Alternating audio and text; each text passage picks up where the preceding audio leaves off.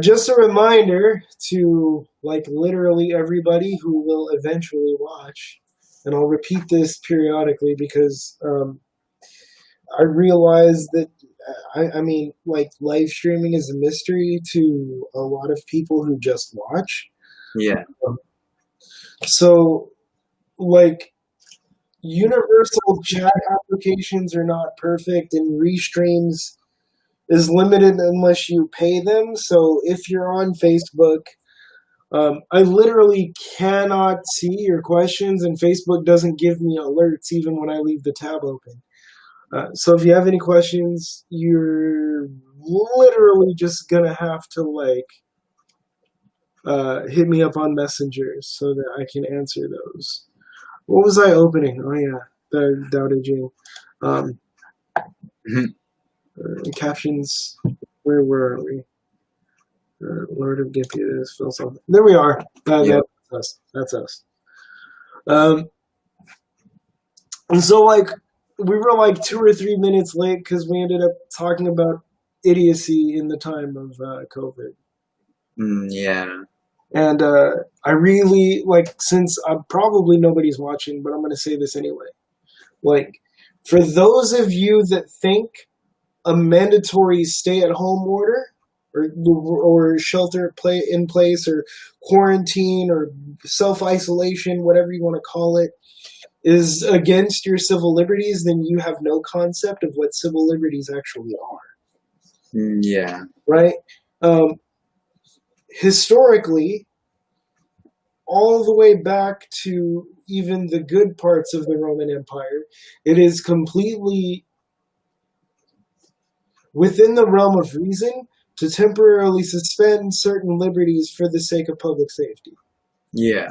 And unless you want, if you live in Sacramento, the National Guard was here. It was really dumb, and honestly, I would rather not see that again. Yeah. Well, stay home, even if you think Jesus is going to save you. No one cares. Stay home. And if you don't like me for saying that, bye. Yeah. Ditto on that for me. I can't look, guys. What it's really about for me is using the right tool for the job. So, like, if we're talking about civil rights policies and inclusion and like congressional budgets, then you ask politicians.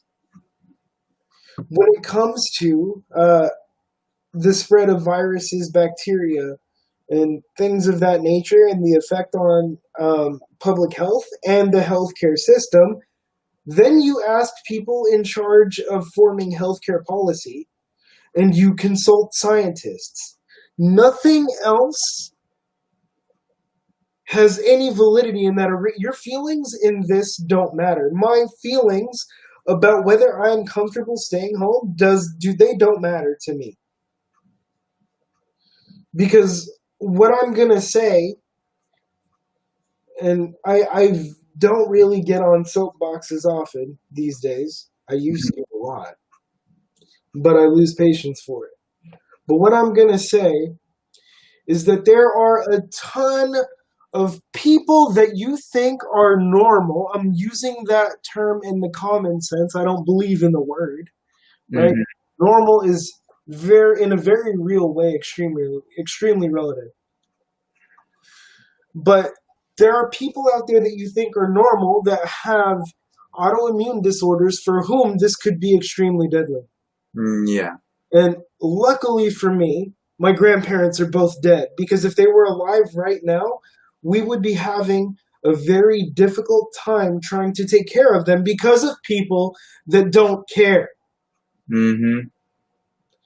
So if you're one of those people, just stay home and shut up. Yeah. Yep. I haven't seen my grandma in a couple months, and that's because I don't want to bring it. Because we don't know. Yeah. It has a 14-day maximum incubation period before symptoms start to show. Mm-hmm. That's extremely dangerous because during that period, if you have it and you don't know, you can still spread it to other people and you won't recognize that you're a vector. Yeah. That's what makes it different than the cold. That's what makes it different than a flu. Mm-hmm. That's what makes it different than things like chickenpox. Yeah. The incubation period and the time it takes for symptoms to display. So stay home. And I don't want to hear any arguments about it. Just stay home. Practice proper social distancing. Buy disposable masks. Put them on. Quit complaining about how difficult it is for you to breathe. It's not about you. Yeah. And no, just because I meditate all the damn time doesn't mean I'm always calm, alright? That's a stupid assumption. Where are we at? 73? We're on 74. Oh, 74? We read 73 last time. Okay. I don't know, man. This stuff makes me mad. Like, my grandparents would have died of COVID if they were still alive. Yeah, there was a Sacramento councilman who died recently of COVID. Oh, yeah, I know. Pretty famous one. He was 84. Yeah. Yeah, so I mean, if you believe it's not real, well, I don't know how to help you because you probably believe the news is a farce too. You think all news is political, and to some extent you might be right. But your job as a human with the power to reason is to fact check. Yeah. And that doesn't mean go to like your favorite pundit and see what they say. Mm-hmm. It means go to the CDC website. It means look at the World Health Organization's data on COVID-19. Yeah. It means follow several news sources. It means go to places like ProMed Mail. Mm-hmm. And actually look at what is going on as it's unfolding. If you don't want to do that, you don't have an opinion. You don't have a right to an opinion. Yeah.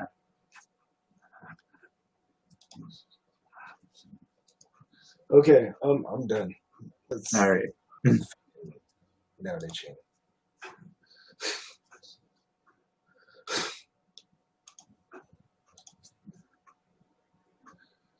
All right.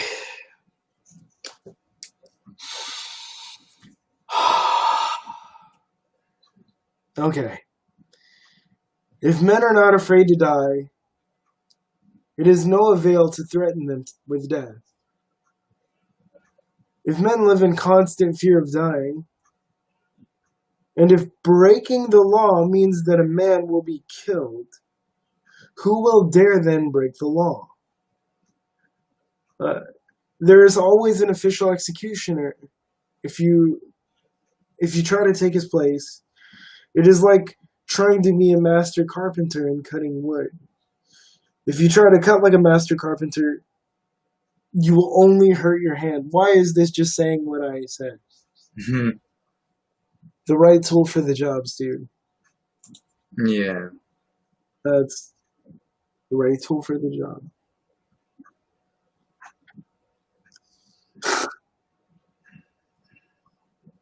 All right.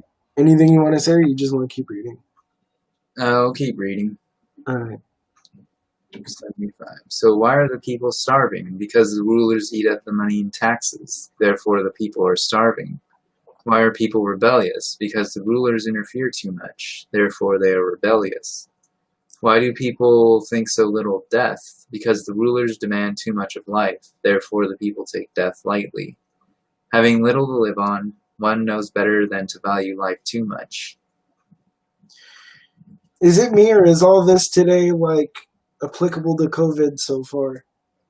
Yeah, I would say so. I mean, they had to deal with disease too. That's the thing. Like, pestilence isn't new, dudes. Yeah. Like, all of this has happened before in a different form and different civilizations have dealt with it in different ways, and some of them have done worse than we are doing, and some of them have done better than we're doing given the tools that they had. Yeah. But I mean, this whole like the whole idea of like why are people rebellious because rulers interfere too much, right? Mm-hmm. Like this is just a general feeling people have, like especially in our society, dude, like Western societies. Yeah. Like we overvalue individual autonomy Mm-hmm. and we undervalue the lives of the people around us, right? Yeah. And that's just what I think. Um, but if you look, this speaks to daily life. Like the second to the last, I don't know if to call them stanzas because some of them are one line. Yeah. But, why do people think so little of death? Because rulers demand too much of life, and therefore people take death lightly. If you've ever talked to a really depressed person, um, most of the time, like when they get to the point where they're suicidal, Mm-hmm. it's no longer about like being sad, right, or irritable. It's no longer about like the problems they have in life. Yeah. It then becomes about like I'm in so much pain that this is the way that I see it being solved. Mm-hmm. And so, like ironically, if you know someone who's suicidal, the best chance you have of helping them, and I said chance, I didn't say the way to help them. The best chance you have of helping them is not to help them avoid their feelings. Mm-hmm. It's to talk to them to the extent that they're able to talk about their suicidality. Yeah. Um, so, like back in the day, I worked at a suicide crisis line, and there were a lot of things we were not allowed to do. There were literally like approaches we were not allowed to take because it personalizes the call for us, Yeah. right? So, and we were not allowed to talk about ourselves. We weren't allowed to ask them extremely personal questions. And like recently, I was watching one of Dr. K's streams. You know Dr. K. Yeah. Um, oh, our label is over your head. Let me turn that off. Why didn't you tell me? Is it? No. Is it yeah, because I don't want it to be over your head. That's messed up. Mm-hmm. But I was watching one of Dr. K's streams, and he was talking about how one of the problems from his perspective about like psychology in general and the way we practice it in psychiatry is that therapists, therapeutic practitioners don't have any skin in the game. In fact, they're trained not to make an emotional investment in their clientele. Yeah. But that's part of the problem, right? Because like as long as you're capable of remaining completely detached, it doesn't really matter what happens to the person you're talking to. Like when I was working at that suicide crisis line, I broke those rules constantly, and I eventually got fired because I refused to think that making a connection with someone was bad. Like I would hope that some of those people ended up living beyond that call. Yeah. And I would like to think some of them in fact did. Mm-hmm. I'm sure some of them did, and I'm sure some of them didn't. But I don't regret it I don't regret it at all. Yeah, and the other thing is like we don't have a healthy conversation about death and dying. So, like, because the rulers demand too much of life, what are we doing all the time, every day? Trying to get more money, trying to start a family or something like that. And then there's all these other, like, advertisements and worries of, like, security and all that. So we don't really think about death a lot, but then we're scared of it at the same time when, a loved one passes away or we see a car accident or something like that.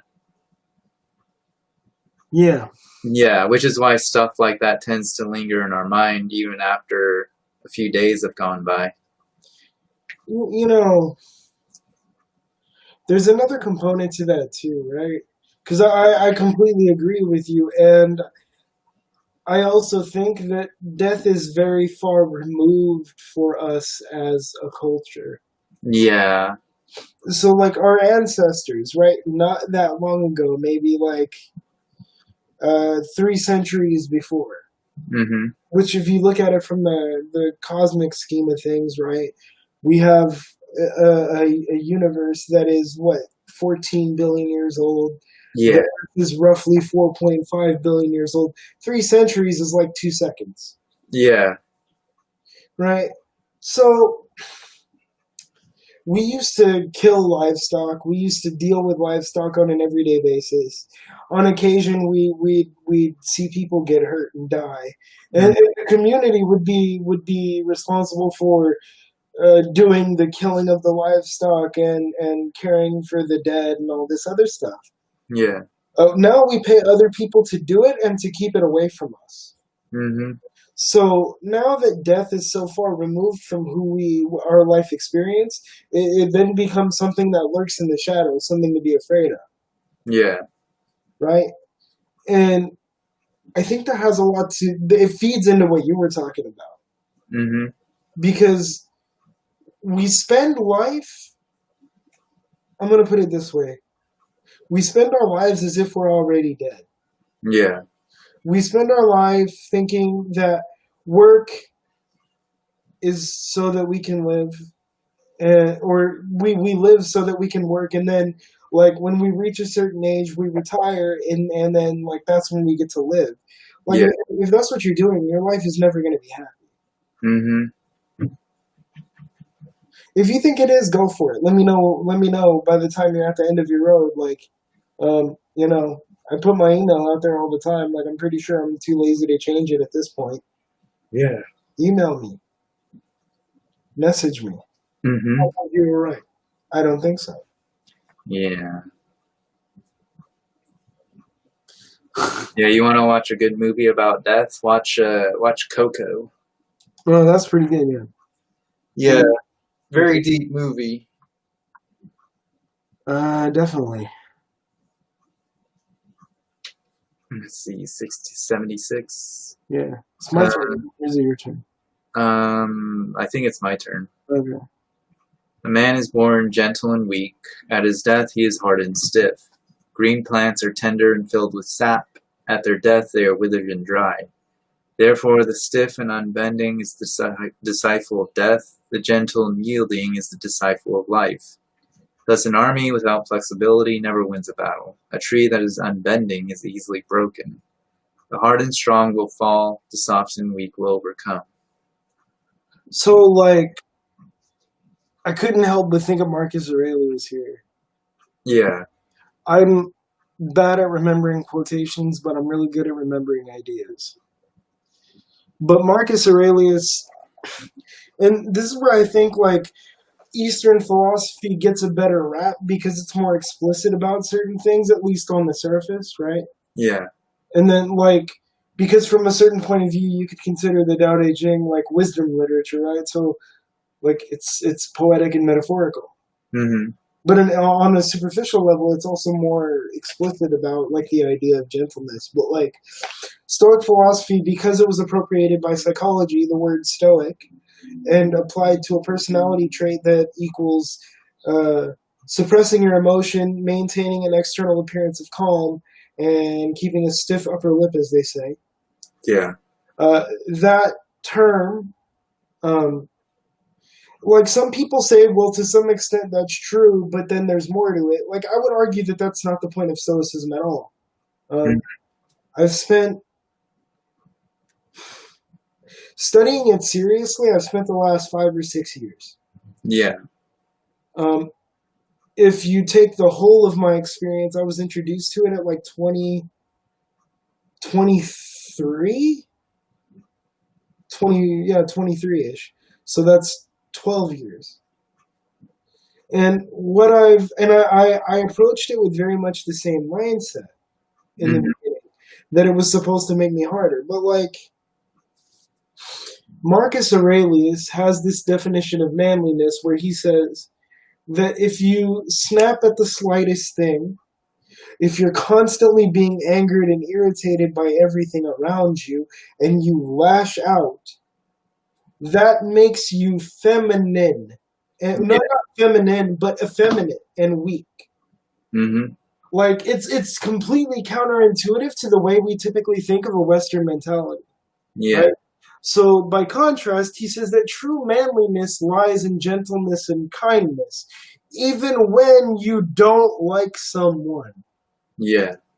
And like to be honest with you, I'm still working on it. I've gotten a lot better over the years, Mm-hmm. but that's a challenge because like the military ethos that I was raised with was entirely different. Like it was the very superficial, compartmentalized version of stoicism, where like you should not show emotion because like in the face of adversity, when you show weakness, other people will pounce on you. Yeah. But like kindness is not being weak. Flexibility means that you are inherently more resilient than somebody who is rigid. Mm-hmm. And like this is saying the same thing, right? Those who are stiff and rigid are the first to break. Yeah. Those who are flexible are like, you know, it says they're the disciples of death, and those who are flexible are the disciples of life. Yeah. People of life, dudes. Learn to be flexible. Learn to be more patient. That doesn't mean you should permit every like sort of wrong thing that is done to you. Mm-hmm. That's man. If you read anything about the life of Marcus Aurelius, or you undertake a somewhat serious study of the meditations, and I don't mean necessarily that you have to academically study it, but like read it and think about it, Yeah. and talk to somebody who's more experienced. Because when you start doing that, what you'll realize is like he did have boundaries. He knew when to cut people off, but he tried his best not to make decisions based on how angry he was. In fact, he would go away Yeah. and think alone. Yep. And then when he felt the anger subside, he would return and then have the issue out. Mm-hmm. I imagine that over time, he was probably able to get to a point where he could do that, like, while the event is still going on, which made him more efficient. Yeah. But the thing about philosophy as a way of life, whatever traits you're trying to cultivate in yourself, remember that it's like it's cultivating a skill, right? So when somebody does martial arts and you're teaching them basic combinations, you have to start with individual moves that make up those combinations. And they suck at them. The new person sucks at them. And then when they get to the point where they get a yellow belt or whatever your belt system is, the second one, right? Mm-hmm. They're a little better. And then, like, they learn basic forms, and they suck at those. And then the next belt, they get a little better. By the time they get black belt, there's a reason, like, why people who practice the martial arts look at the black belt as an achievement, but they don't look at that as a form of mastery. Mm-hmm. Because it doesn't mean when you get a black belt that you're a master. The best way that I've heard someone put it, it means that you have sufficiently ingrained the basics of your art form in yourself so that you can't fuck them up. And then from there is when the road to actual mastery is just beginning. Right? Because now you get to study your art on a deeper level because you have a solid foundation. Yeah. The black belt is a signifier that your foundation is laid. That's what it is. And so, like in philosophy as a way of life, you have to think of each quality that you're trying to cultivate as something that you have to do with intention. Yeah. And then what you'll notice is that certain traits are linked to others. So, for example, like you and I have talked about this, like when dealing with anger. Instead of my advice to you was, instead of working specifically with anger, instead focus on cultivating compassion. Yeah.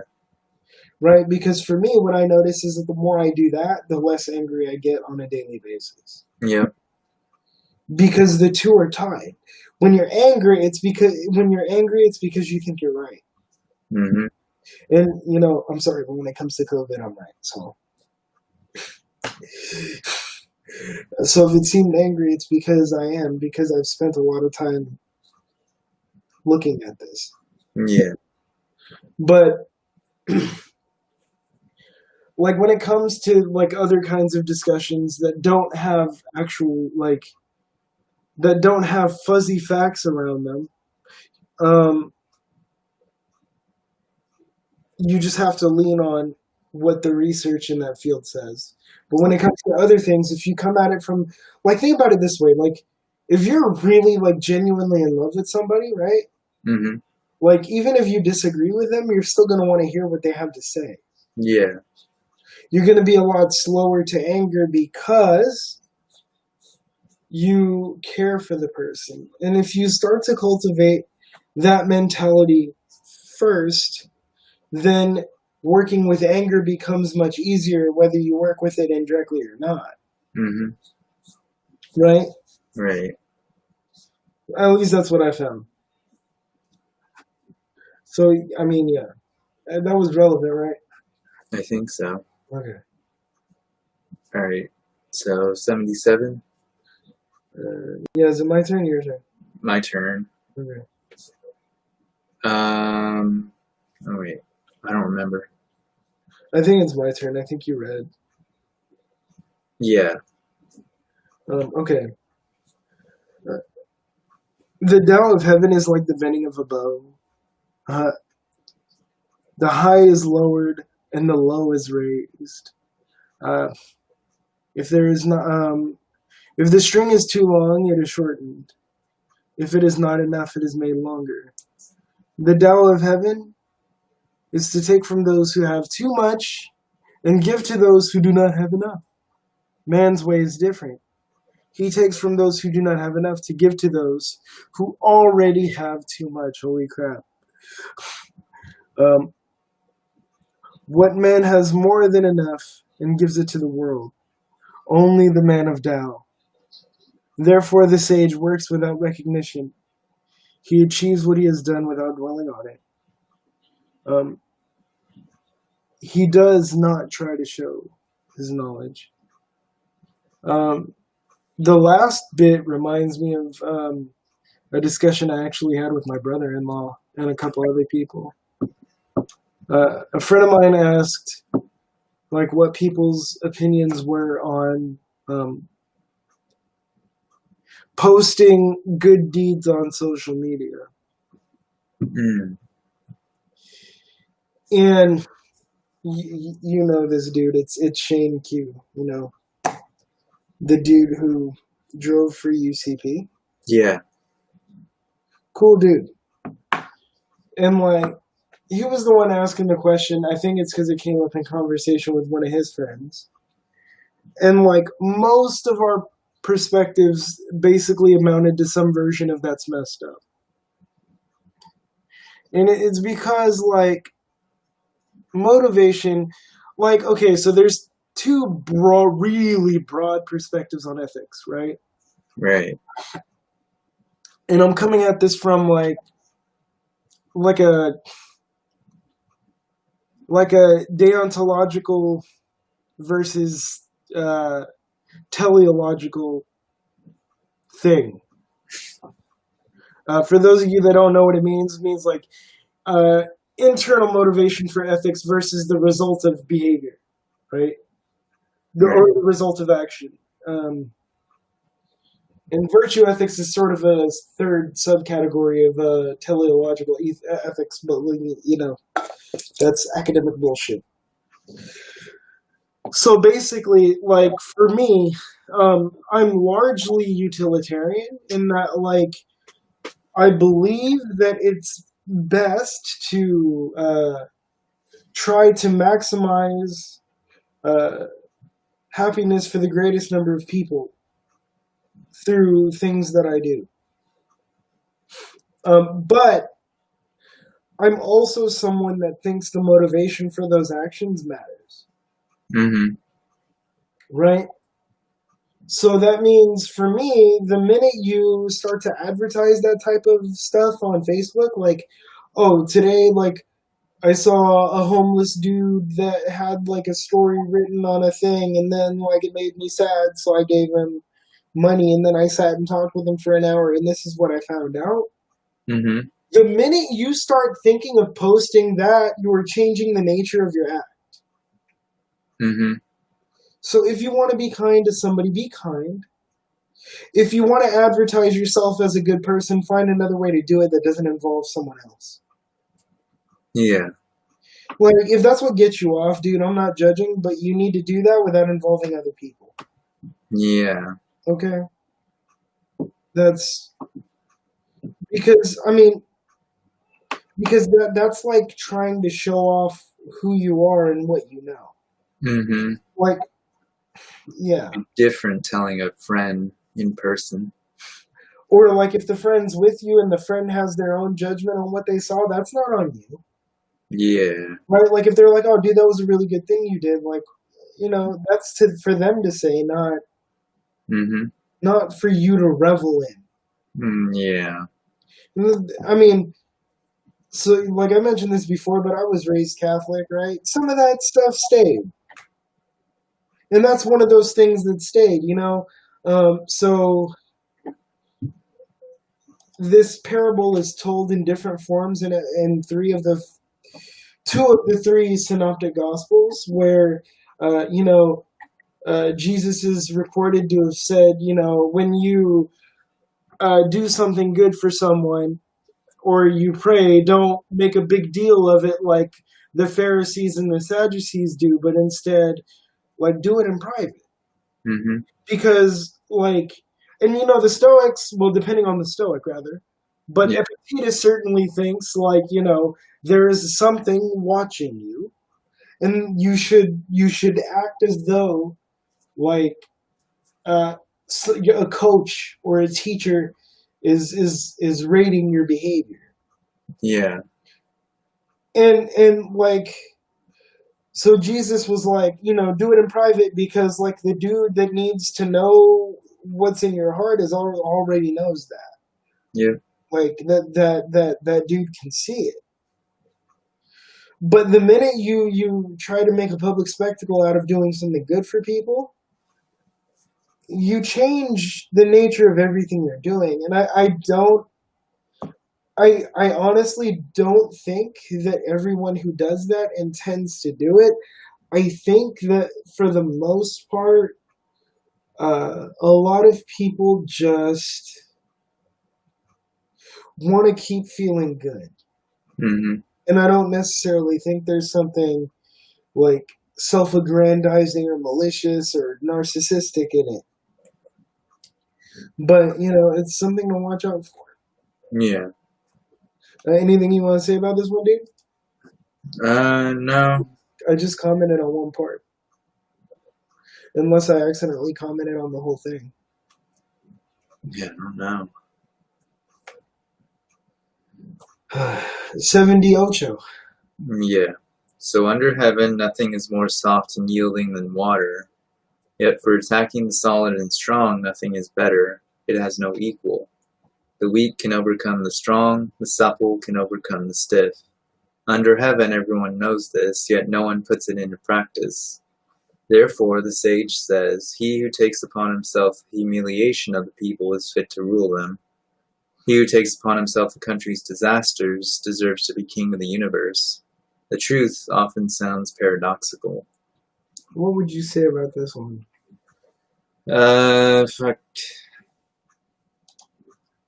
Kind of goes back into the theme of stuff we tend to see as weak or flexible is actually really powerful, like water. Water erodes rock over time, as well as a bunch of other things. In fact, water can kill you if it hits you like at a certain velocity. Yeah, we're not even talking about drowning. Yeah. Yeah. Yeah. like tidal waves.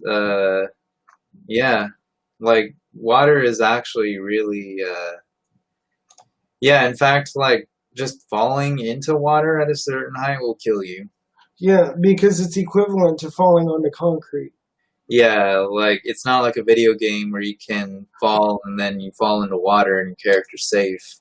Laura Croft Tomb Raider, all the the OG Basically, PlayStation any version, type of game, Mario where 64. her boobies are so big that they cushion the impact, right? Yeah, and Mario's Mario, so he's safe from water damage. Got that big belly, man.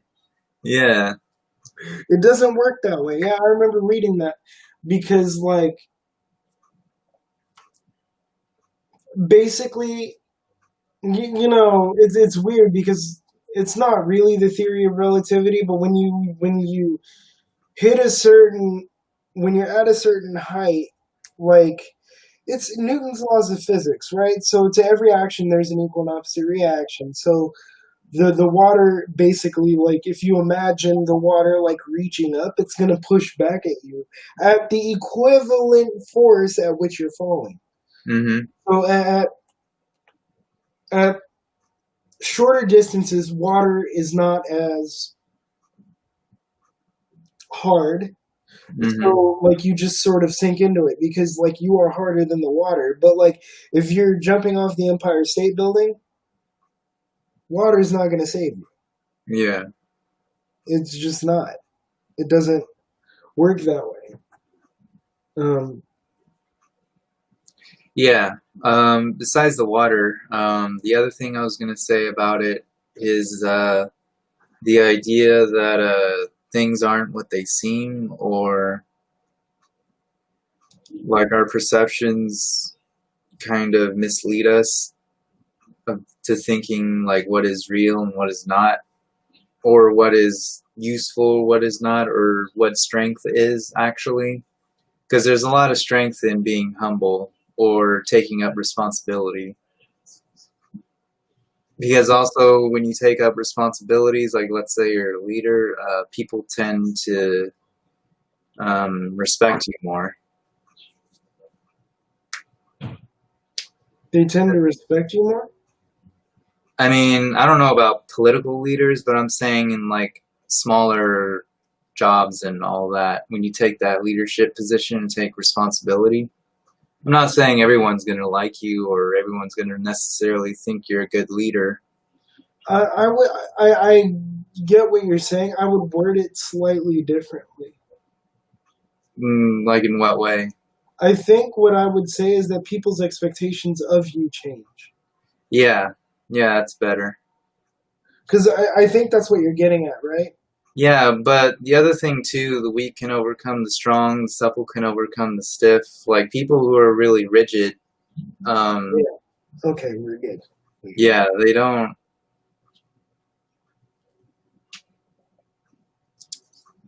I don't know. Go ahead. You're on a roll, man. It's just like,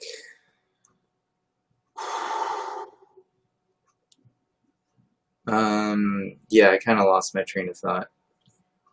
So you were talking about the weak can overcome the strong. The supple can overcome the. Overcome the stiff. Um, under heaven, everyone knows this, right? That's what you were talking about. Yeah. And you started talking about when people are too rigid. What?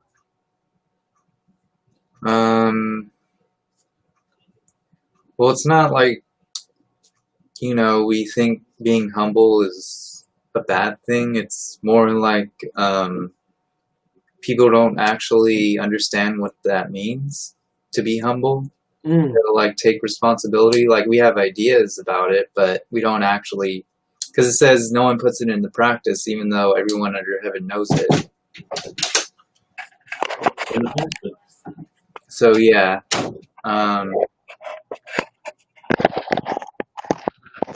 that's part of what I think is going on here. And apparently that hasn't changed too much in a pretty long time, right? Yeah. Because I've worked around people who believe themselves to be humble or good people, but their actions say something differently. And it's quite a labyrinth, a social labyrinth to navigate when you realize that people really are not what they seem. That's what I was talking about earlier. Like, the truth often sounds paradoxical because I used to work at a grocery store, and there's all types of people you meet, both management, coworkers, and customers. yeah. Yeah, like I've worked around people who actually were humble, and I've worked around people who are very toxic but believe themselves to be humble. So, like, okay, that's a good point. So, in your experience, what are some of the differences between people who are actually humble and people who just think they're humble?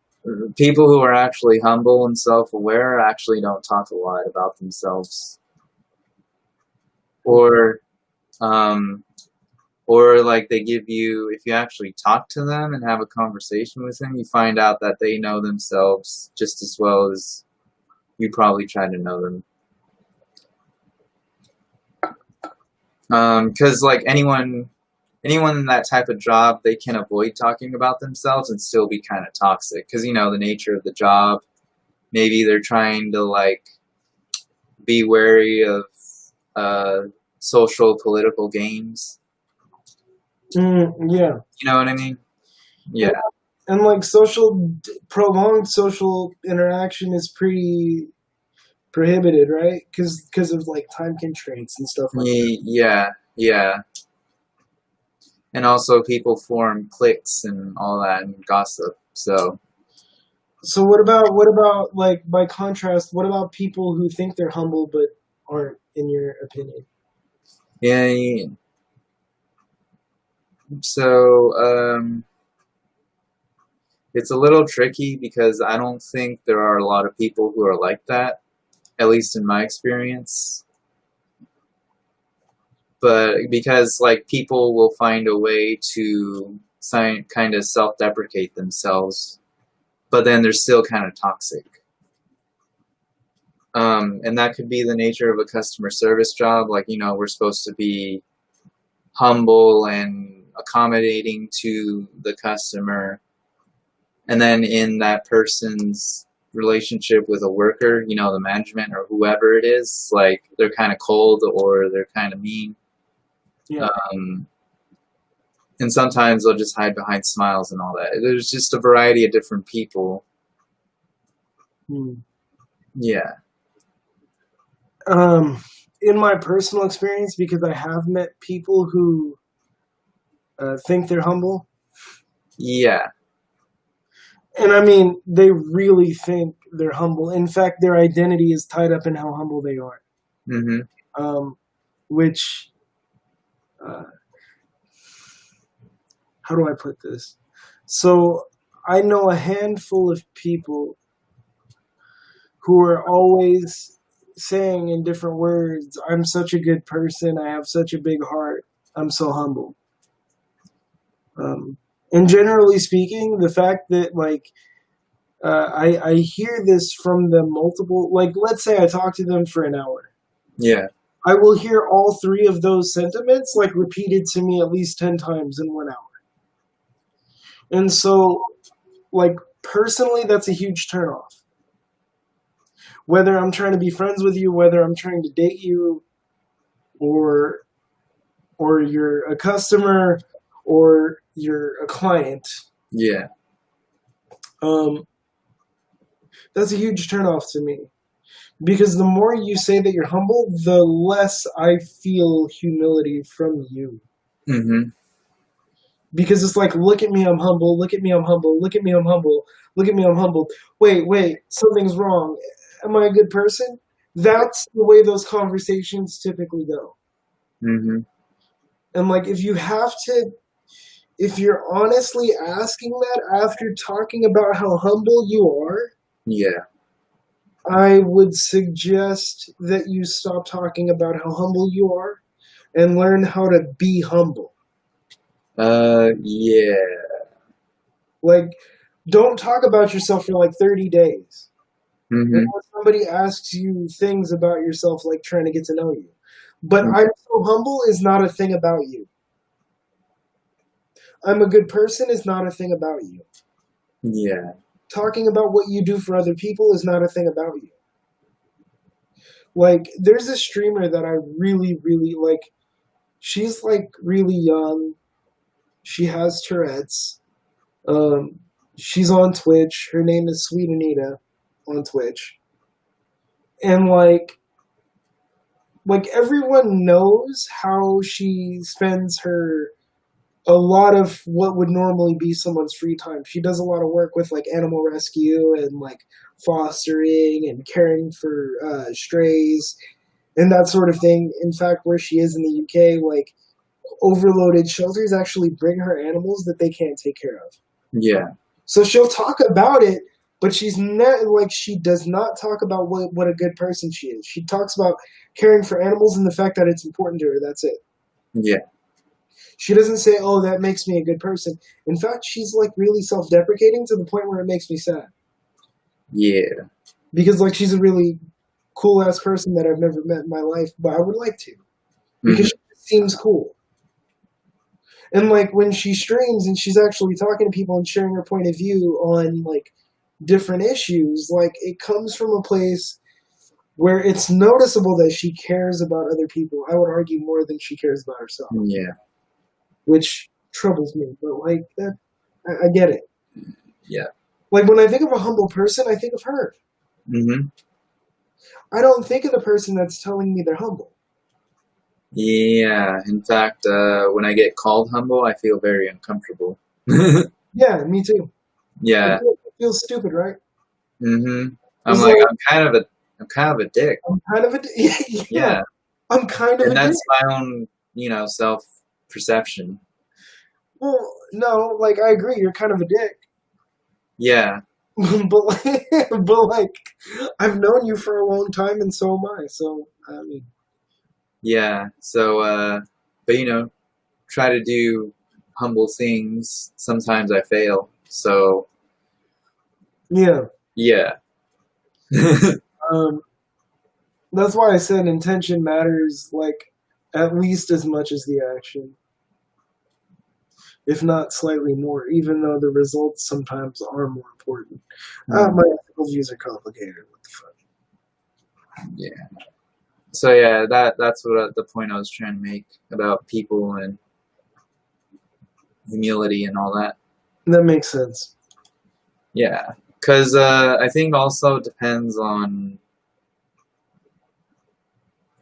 culture, also corporate culture. Because well, anyone who's out there watching, probably not, but like I used to work for Rayleigh's Bel Air, and that type of culture, they try Yeah, to instill the idea that we're humble, we're there to serve, and we know a lot of stuff about food and all that, and we try to like always do that. I kind of took that to heart in the beginning, and then I slowly know. over time, I realized a lot of the people I worked around, like Didn't it's just a job, like it's a mask you wear, and then you take it off after you're off of work. But even when I was off of work, like I still felt this obligation for like, oh, do you remember what aisle blah blah blah is on? And I would just say it, even though I was on my day off. Where I've seen other coworkers, like they would either get annoyed or just tell them to like, kindly fuck off.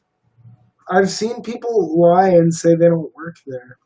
Yeah, that too. And I'm just like, just shut the hell up and say, answer the person. Like they know you work here. It takes like 2 seconds, dude. Yeah, like your life's not that important. No, it isn't. Like most of the people that get annoyed, like in my personal experience, Hmm. don't have a whole lot going on. Yeah, they just fill their minds with a bunch of crap. Yeah, uh, I agree, dude. Yeah. Um, So yeah, that's what I wanted to say. yeah, so we're almost done. Yep. Uh, my bad about the COVID rant in the beginning, but that is really important. And like, I was watching a debate last night, and I was noticing like these people on this panel were just arguing from the point of view of their political perspective, and like they honestly had no data, none, Hmm. and it just annoys me. Like I was taught to look at evidence and not just take my personal feelings into account. Uh, All right, 79. Funnily enough, even as a religious person, um, after a bitter quarrel, some resentment must remain. What can one do about it? Therefore, the sage keeps his half of the bargain. Um, but wait, but not exact his due. Does not exact his due. Yeah, I thought that's what I said. My bad.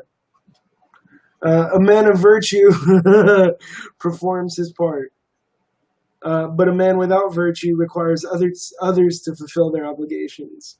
The Tao of heaven is impartial, um, and it stays with good men all the time. This basically goes back to the Jesus parable summary. Yeah. Um, I like. I'm gonna be completely real with whoever watches this in the future. I've tried several like YouTube and streaming endeavors in the past, um, and I found that once I start looking at my metrics, my mindset shifts. So I resolved that when doing this and the disability streams, I would only look at like whether or not I've had the chance to interact with somebody today Hmm. and the quality of that interaction. Because like for me, like I genuinely loved the things that I was doing in the beginning, but at a certain point it became about getting more viewers. Yeah. And this goes back to like how did this verse put it? Um, but a man without virtue requires others to fulfill their obligations, right? So in Hmm. my head, like it was like, oh, since I'm not getting the views I feel like I should be getting, this is a waste of time. Um, I've changed my mind about all of that. Like I'm doing this because I like it. First of all, second of all, I get to talk to this dude Yeah. about this stuff, and like third, I think it's useful to other people.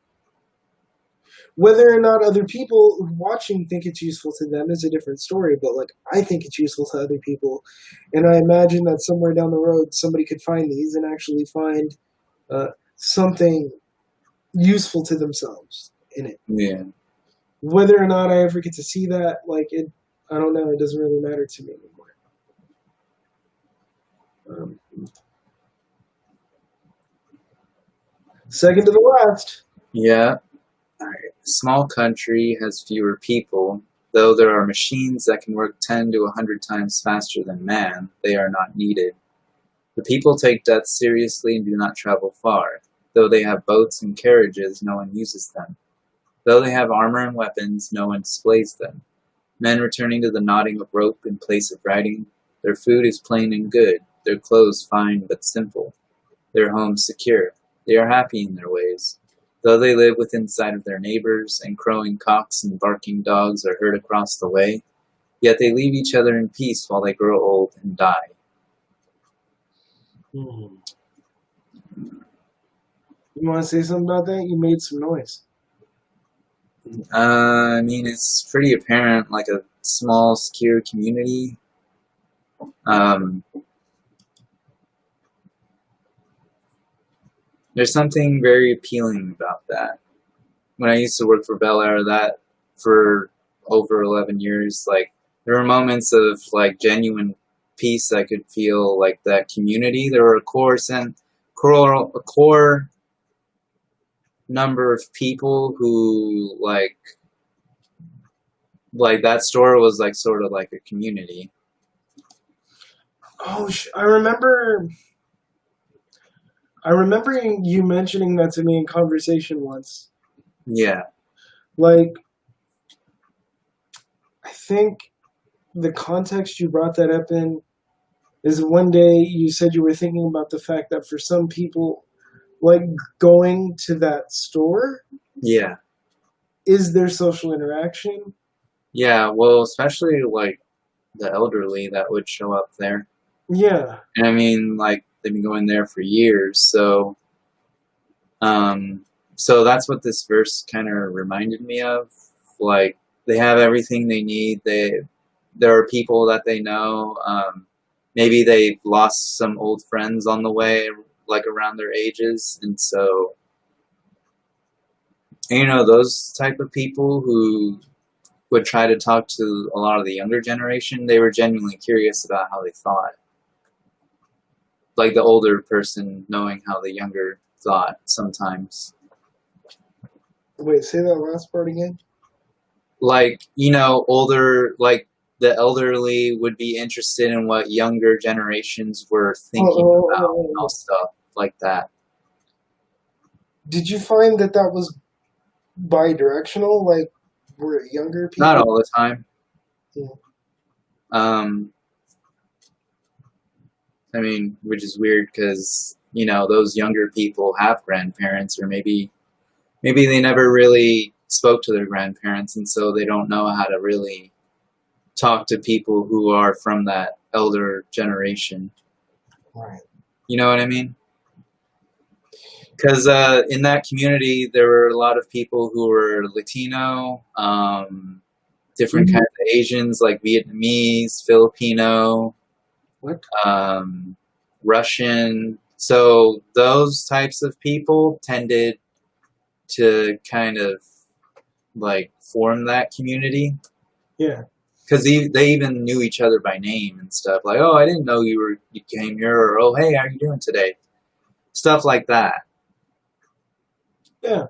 Yeah. So like in this verse, like, and also I'm starting to experience that in my new job, or this job I've been working at for a while, at one of the cannabis dispensaries. There are certain like people who show up, and you just kind of know them by name, and you find out stuff about them, and then they know other people who go there.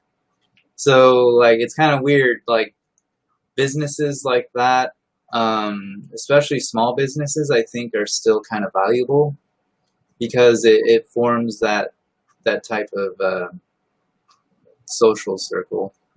And, you're not always going to agree with them, but like you find out who they are as people slowly over time. Right. Like, so I used to fundamentally be like what you would call a sedentary human being, otherwise known as a couch potato, right? Hmm.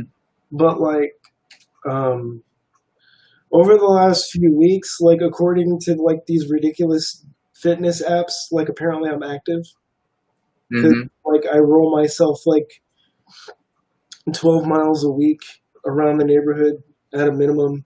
Yeah. Like, and now it's moving up to like something like uh, 30 miles a week, Hmm. right? Like I'm creeping toward that.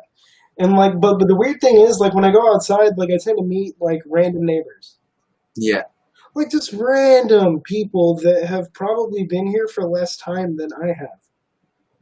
And like some of them, like when it comes to like personal politics, I don't agree with at all. But like, I don't think they're bad people because I disagree with them. Yeah. Is it's what I've when I talk to them, I see people that are frustrated by being indoors too much. Hmm. I see people who've lost their jobs. I see people who feel like their government is not doing anything to help them. Yeah. I I've talked to people whose marriages are strained in COVID because neither party is earning much, if any, money. Yep. And like when you look at those things, your politics doesn't matter. Hmm. And like I've found that most of my neighbors are pretty friendly people. Some of them don't speak English, and I don't speak their language like Vietnamese. I don't really speak Vietnamese, Yeah. but they seem like nice people. They Mhm. seem like a lot of Vietnamese families that I'm used to being around. So I imagine they're a lot alike. Right. I also tend to like gravitate towards certain kind of people, and I don't really feel repelled. So that also tells me something. But when you start to like know a community, Yeah. you stop thinking of them as like representations of some ideology, and you start looking at them as people, Yeah. right? So going back to my COVID rant that like might have been a bad idea. Some of you will watch that and think my politics are a certain way. You might be right, you might not be. My point to you is that like I don't know you and you really don't know me. Um, so the best thing to do when you feel a strong reaction, unless somebody's being overtly racist and unapologetically so, or something of that nature, where you genuinely feel unsafe, right? Yeah. Unless that's happening, try to take a step back and find out what this person's story is. Hmm. Yeah. I've had to do that on more than one occasion. Do you have an example you're comfortable sharing? Um.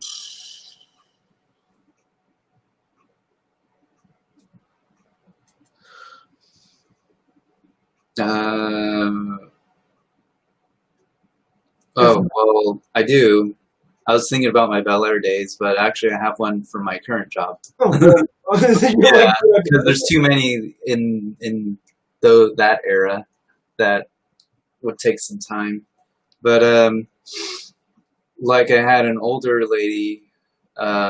She came by because my company just sent out like it sends out promos to people who have agreed to receive text messages or emails. And unfortunately, not all of our stores get the same products on the same day, and my store is one of them. So she came in thinking that we had all this stuff, and I was like, I'm sorry. I asked the management first, and I was like, they're like, no, we haven't gotten it yet. And I was like, I'm sorry, we don't. And she was just gonna start yelling and then saying like, oh, why did I come here? Blah blah blah. And like I could feel her frustration, her anger, and stuff. Um, and at first, I had almost had a knee jerk reaction, but over time, I've gotten better about handling that. And in the past, like I used to feel guilty and shameful when stuff like that happened, even though it was really outside of my control. Because customer service jobs are really unmerciful to you as a person. oh, Yeah. So, you almost get dehumanized completely. yeah, in fact, you are dehumanized unless, like, at the worst possible level, you are dehumanized. Yeah, yeah, yeah. Mostly people generally try to be decent on the customer end of things, Yeah. unless they're like having a really bad day. And she seemed to be having a bad day, but I just slowly kept asking her questions. Like, I mean, is there anything I could interest you in? Like anything that you might want? And like, I just had her like keep going on her rant. And then after she was done, I was like, okay, I apologize on behalf of the company that we don't have this, but is there anything I can help you with? And then, once her angry rant was done, she was just like, okay, now that I'm done, I kind of want this. And then towards the end of the transaction, she was like, yeah, I'm sorry for like bursting like that. It's just I've had a long day and all that. And I was like, oh no, you're fine. Like, it's like that, having that type of social skill, I think is very useful. And that's one example about handling angry people and people who might be irritable and frustrated because well, I've had a decade to learn. Yeah. Yeah. Yeah. You know, the biggest thing I kind of want to say to people who find themselves being the angry person, I don't blame you, but like, dude, um, you really need to learn to stop and breathe. Like, it sounds stupid, Hmm. but like, let me break something down real quick. So, there's your sympathetic nervous system, Yeah. which is this is going to be simultaneously scientific and unscientific because like I'm going to need to use like metaphors that don't fit quite well. But you have your sympathetic nervous system, which is responsible for fight, flight, freeze. Yeah. And then you have the parasympathetic nervous system, which is responsible for the calming feeling in your mind. It's responsible for, logicking through things. It's responsible for contextualizing. It like helps you contextualize emotions more clearly and that sort of thing, right? Yeah. And uh, so the key thing that is highly active, um, the key things that are highly active in your brain when the sympathetic nervous system is engaged are the parts that are closest to your brainstem. Yeah. So if you think of a snake doesn't care who you are. Yeah. In fact, it can't because its brain is equivalent in function to our brain stem. Yeah. And like whatever else it has is responsible purely for reactionary behavior. Right? Which is why, in my opinion, snakes don't make good pets and I don't like them anyway, so that's fine. But the parasympathetic nervous system uh, helps engaging the parasympathetic nervous system helps you alleviate like the adrenal response. It's responsible for calming anxiety. Uh, it slows your heart rate back down. Yeah. And there is a pretty well documented connection between those various biological reactions and breath. Hmm.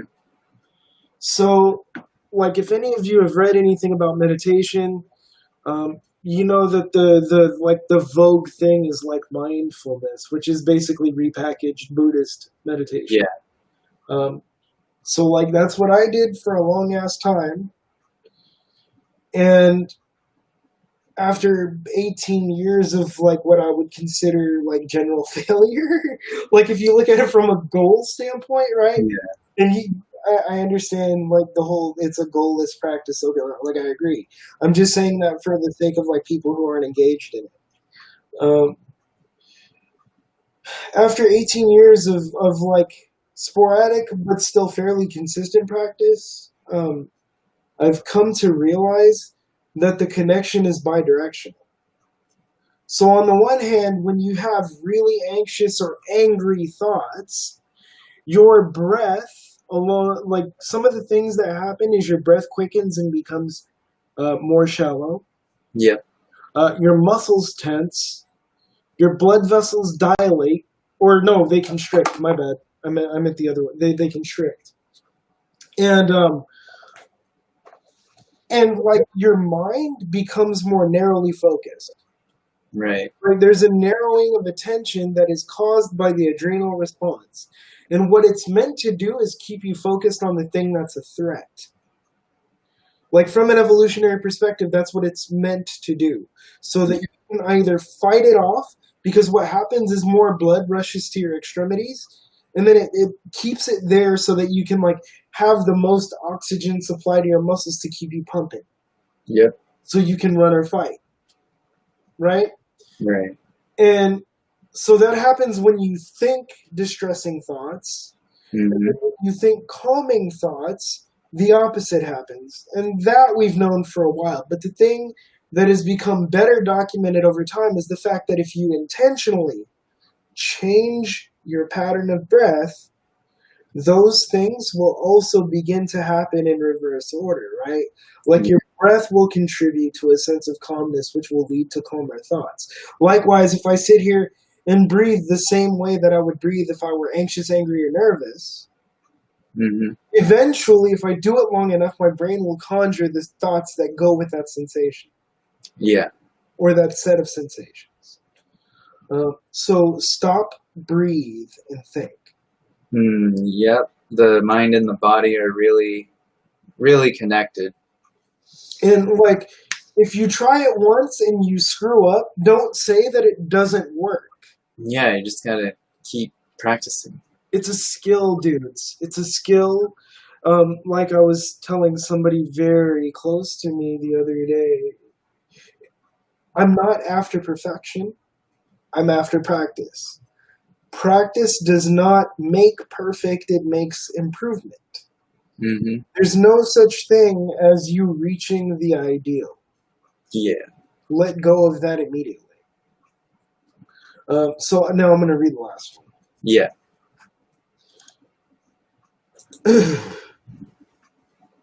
Truthful words are not beautiful, and beautiful words are not truthful.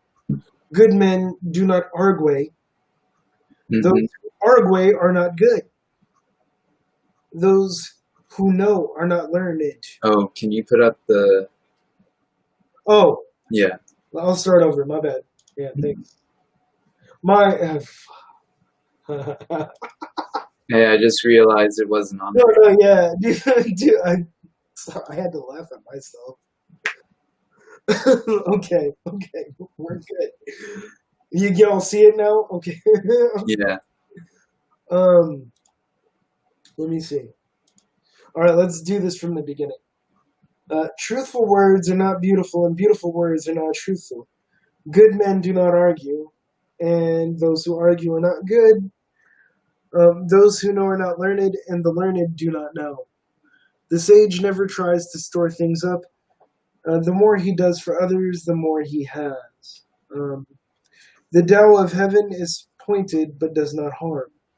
The Tao of the sage is work without effort. Yeah. Yeah. That's the end of the Tao Te Ching. So I was thinking of stopping this stream for like 5 minutes and starting it again, just to sort of figure out if there's anything practical you want to pull from our time reading the Tao Te Ching, so that it'll be a separate video on Twitch and YouTube. Yeah. All right. Yeah. So yeah. For those of you who like specifically tuned in to watch us read the Tao Te Ching, we'll see you next time. We'll be back in a few minutes if you stay. Yeah. All right.